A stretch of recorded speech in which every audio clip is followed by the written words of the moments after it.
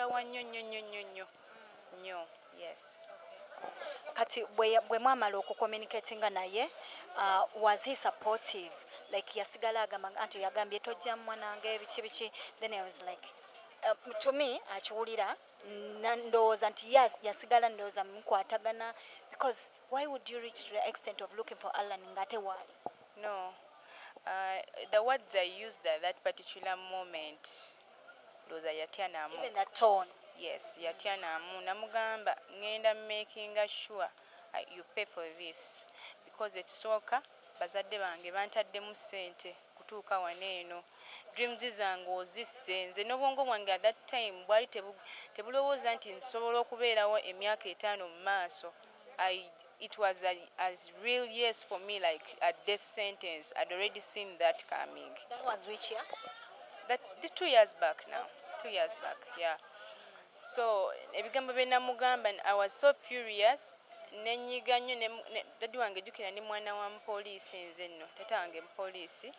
So nemugamba oba ki ogenda sasulira kino, sigenda kuleka. Olonga ye yazzeeyo Dubai. Yali yaddayo, twali twogera ku ssimu nga yaddayo. Yes. So bwe namugamba, and ever since then essimu ye teyaddamu kubeerako. Teyaddamu. I can't tell. What? Yeah, up to now my baby is making 3 years. Buju I'm making her 3 years.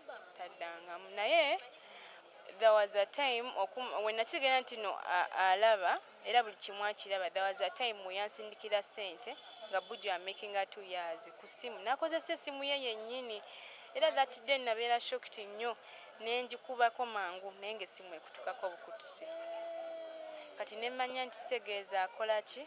Abiraba kubanga ku social media alaba what's going on, of course. Kubanga we yasindikira ssente ezo, we were doing a birthday for Buju. Yeah, bafanze nga babambi basanyusa Buju kuba bamumanyi, bamulabye ngwe yalwala. Jane yaffe bagirabye, my journey awona with Alan Cruz. Nalwala nnyo munnange. Yes, even my son, empewo nga yamuyitamu kujjukira nesimufaako nga namukyawa, n'empewo ye Kanungu nemuyitamu. Ekyokubiri namuzaalira waka, I did not go to hospital. Ekitegeeza bwe baakuwa amawulire gali nti oli mulwadde tewadda mu ddwaliro. Tesaddayo. That means that's why omwana yafuna obulwadde. Yes, in fact bwe baŋŋamba bwe bati nti nno kati olina obulwadde, nze kati obwongo bwe bagamba kati soke tujjemu ono omwana kati nfe bumu, nfe nzekka. Notamanyi nti naye oba omusi. Ngenda n'engula ezo empeke. Yes, ebintu byegamba bituufu bye nanabikola. I went there and bought those medicines ezijjamu ne bateeka wane. Tabs. Yes, personally. Yeah. Nengamba kamujjemu kiggwe lumu tandike kupambana nzekka oba nfe lumu. Ne munaye that was not possible. Yeah. It was not possible. Ekyokubiri nengezaako other means olubuto lwavamu omusaayi naye ng'era lukyalimu, bagamba lukyalimu. Nga luvaamu. Oba lwali bino abana abagamba mbuto bagiramu mbuto za. Ezo ssaawa nze naye sibisaana biwulira. Kati kye nakola we nalinga nkula eri ewaffe e Kanungu, balingayo akakadde nga bagamba kafulumu kujjamu embuto ate n'amadagala agagahabo. Leeta oluwoko. Neŋŋamba oyo ŋŋenda gendayo. Era nagenda bulungi nnyo nga n'abewaka tebakimanyi nga ndi ku kyalo kyekimu ekyewaka naye nga ndi wa mukadde oyo. Mukama nannyamba omukadde ayita mmanyi like physically. Oba nti ono mwana waago. Nti oba naagenda n'aloopa. Yes. So I was there with that mukadde nemwegayirira. Mukadde nemugamba njagala onziggyemu olubuto. Yasaba emitwalo bajja ali 10. Nemugamba nze ngenda kudda bolinga. Ngenda kuwa dabo. Ne munnaye omukadde yagaana. Yagaana okuggyemu olubuto. Omukadde yaŋŋamba mbu instinct mbuye akiwulira muli nti si kituufu. Oliko nyamba, nakaaba nnyo ezo ennaku zonna nze nga nkaabye. Nakaabanga nnyo all the time. Ne mugamba banaye nyamba onziggyemu olubuto. Nga sagala namugamba nsonga lwaki nzigyamu olubuto. Era we yagana nenyiiga ng'omuntu ne munyiigira. Obeera nga omuwalana.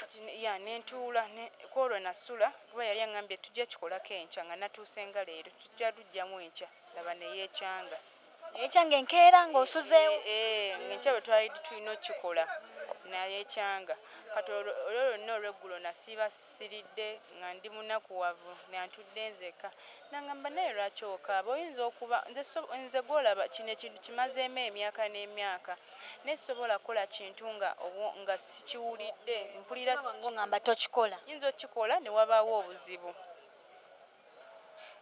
so ne mugamba gwe tonnyambye ndeka namukyawa nnyo n'aŋŋamba kati ye ndowooza ng'omuzadde simanyi enewe mukadde oyo gyali akyaliyo yes muna akyaliyo era tusobola omufuna nalowoozaako ne ŋŋamba oba ŋŋende mbwambi mwebaze Suzi tusobola tujja teekamuko ku mafuta tugendeyo nange njagala ŋŋendeyo bambi kubanga wenavaayo namutolokako obutolosinze saamusiibula kuba kati yambu awo wennyini yaŋŋamba olaba nze ndi nkusinga emyaka oyinza okuba omwana ono gw'oyina nga ye pulezidenti w'enkya naye nga gw'oyagala kumugyamu kimanyi lwaki sikiwulira munda munze okuggyamu oyo omwana wo yagaana naŋŋamba naye kyengenda okuyambako kiri kintu kimu ogenda beera wano nange paka lw'onoozaala nja kuzaalisa bwonna omumala okuzaala omwana okole ki mundekere naye ate we namala ozaala ku mbeera eyaliwo awo mu kyalo tutulyeyika nnunga eri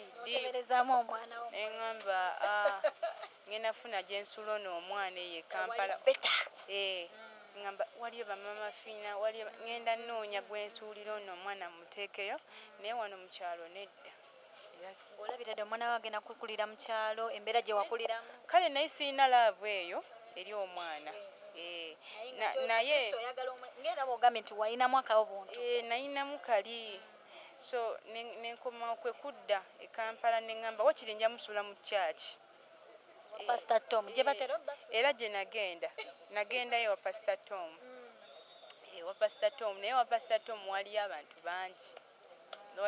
bangi ku olwo asirina we musuula it was a Friday taata I've had that interview with Pastor Tom when namugambira nenga najja wano ngenda sula ono omwana wano naye abantu bakazi nga bayitirivu bangi buli omu olaba akutunuulidde eriiso era wa Pastor Tom eyo mbeerayo nnyo yes nenyimirira ku geeti awo wenayimirira nga binsobedde akaana kakaaba simanyi kyakuzzaako awo nalyokuluma neŋŋamba omanyi gende wa Alan Cruz ekiroozi kya Alan kyajjirawo nawo wa Pastor Tom kati nenumba ku BBS telefayina akaanako n'omwana bebi nentuuka ne baŋŋamba Alan takola leero akola lwa Saturday ate nga nange naye nkimanyi nekolo yali Friday nenkomawo nenzirayo ku Saturday yes kati ku Saturday Alan yali tansuubira era nagenda ku reception ne baŋŋamba but do you have an appointment with him nemugamba siina naye ajja kundaba naŋŋamba you can sit there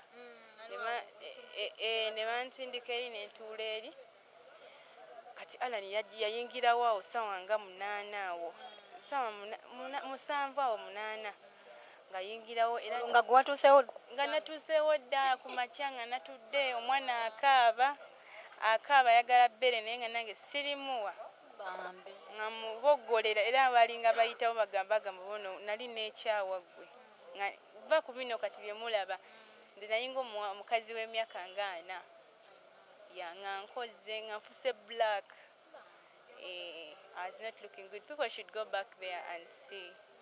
This is another Suzy you're seeing. Waliwo live gye nalabako ku gundi ya Rama. Was it you? Yeah, it was me, but that one was I was okay. Wali oteredde. Wali wazibu nedda. Nayina emimwa nga gyonna gyajjula egundi amabwanga n'omwana naye nga alina amabwa mu kamwa simanyi status ya mwana jjukira omukadde saamugamba mu yali yamudanga ku muddwaliro kati Alan nga ntandika eddagala kyokka jjukira oluzinza lot of blood olina kawere omubiri munafu okitegeera ani yakuzaalisa ewaka oyo omukadde wazaalira wa mukadde saamugamba nti ndi mulwadde walinda paka omukadde wamukadde bazaala omwana omundekere kati gwe wazaala wabula bubuzi nze nabwawo era nenzija nenoonya Alan Cruz najja wano mu kibuga mu bbaasi nga ndowooza kimu Alan Cruz yali Alan ne Faida Nakazibwe yes Faida bwe nagezaako yali bize saasobola era yampitako buyisi nenkaaba nokaaba yampita yali Friday nampitako nga ntuddewo ku NTV naye nga siina maanyi omwana omuyina nga muyina nga muyina mu busuuka kati nengenda ewa Alan ne Alan oyo mukama amuwangaaza amuwa omukisa Alan mukama akuwa omukisa Alan Cruz yonna gy'oli I've been by the way Alan is one of our mentor oba inspire he inspired us naffe okuyingira amawulire okukola bye tukola because nze ndaba nnyo interviews za Alan nengamba I wish I would be like Alan you understand naye kati kitegeeza n'omutima nagwo gulina okubanga gwo ogwa Alan banange Alan you're doing a great job era waliyo abaana oba waliyo abantu eyo bootaddeko ettaffaali I believe thank you so much dear weebale nnyo nnyo nnyini ddala